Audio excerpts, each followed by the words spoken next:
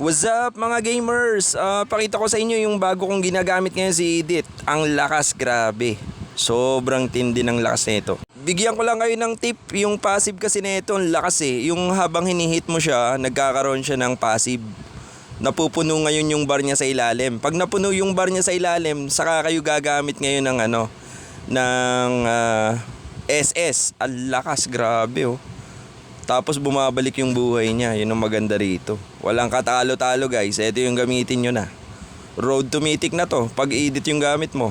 So yung build ko nga palang ginamit dito ay Top Boots, Dominance Eyes, Athena Shield, Blade Armor, Starlium Sight, at ang panghuli ko yung Holy Crystal. Yun yung aking pambatong dito.